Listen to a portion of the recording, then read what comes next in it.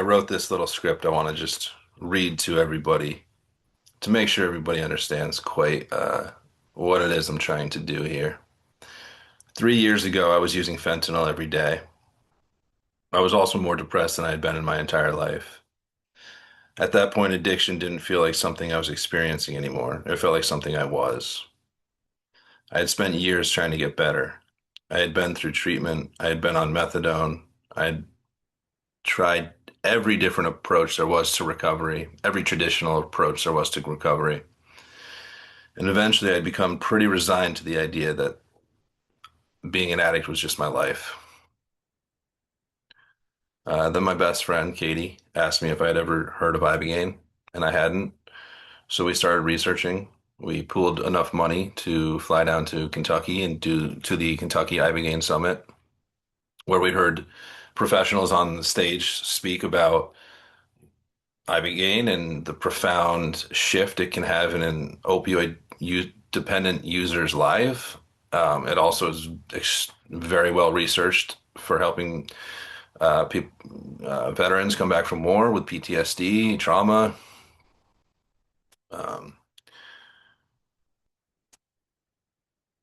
anyway, I just want to get to this part where I don't want to read this whole thing because I just did this for someone else and I just sent that video along, which is great. So anyway, yeah, that was the Kentucky Ibogaine Conference was in late 2023. By May of 2024, I had gone to Mexico. That's where I finally received Ibogaine treatment. The treatment itself was long and intense. But what matters most to me now isn't trying to convince someone of what they should experience with Ibogaine or that they should even experience Ibogaine. But it is what happened to me afterward. Because the medicine didn't magically give me a new life. It gave me an opportunity to live one. And then I had to do something with that opportunity. I had to learn how to exist without the identity that I'd carried for so many years, a drug addict. And that was comfortable. I had done that for well over 10 years, a drug addict's life. Even though I don't think I was very public, I don't think too many people really, really knew what I was going through because I hid it very well.